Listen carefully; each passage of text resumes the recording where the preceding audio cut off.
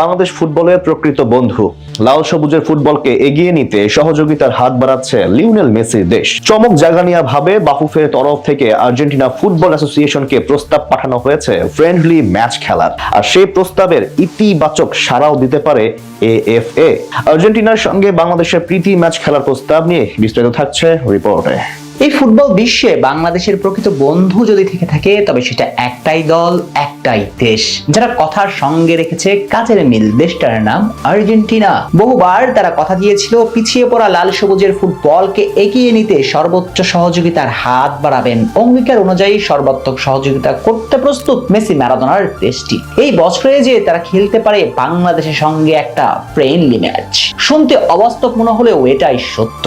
চলুন পুরো গল্পটা জানা যাক। সাদা কালো সময়ে সাদা কালো টিভির আমলে ছোটখাটো গড়নের এক জাদুকর বল নিয়ে ছুটতেন, সাত সমুদ্রের এপারের পদ্মার বাসিন্দাদের হৃদয়কে আলোড়িত করতেন। সে জাদুকরটার নাম ডিয়েগো আর্মান্দো মারাদোনা। মারাদোনাতে সূচনা, মেসিতে পূর্ণতা। আকাশ আর সমুদ্রের মাঝে যে পতাকা, সেই নীল সাদা রং যেন আজ বাঙালির হৃদয়ের ভালোবাসা। আকাশ নীলরাও সে ভালোবাসার প্রতিদান ফিরিয়ে দিয়েছেন বারংবার। লিওনেল মেসি তো এদেশে ঘুরে গিয়েছিলেন, এরপর জানিয়েছেন এই বাংলায় তিনি এতটা ভালোবাসা পেয়েছিলেন যেটা তিনি নিজ দেশ আর্জেন্টিনাতেও পাননি কখনো। লিওনেল স্ক্যালোনি এদেশের মানুষের প্রতি কৃতজ্ঞতার শেষ নেই। তবে মুখে শুধু ফাঁকা বুলি জপলেই তো আর হবে না, রাখতে হবে বাস্তবিক প্রমাণ। এবার আর্জেন্টিনা ফুটবল অ্যাসোসিয়েশন এএফএ তার বন্ধুদের ভালোবাসার প্রতিদানই দিতে যাচ্ছেন। যেমনটা অনেকবার তারা বলেছেন, বাংলাদেশ ফুটবলকে এগিয়ে নিতে সব ধরনের সহযোগিতার হাত বাড়াতে প্রস্তুত তারা। কিছুদিন আগেও বাফুফে বস তাবিদ আওয়ালের সঙ্গেও এমনটা অঙ্গীকার করেছেন, আর সে কথাই যেন এবার রাখতে যাচ্ছেন তারা।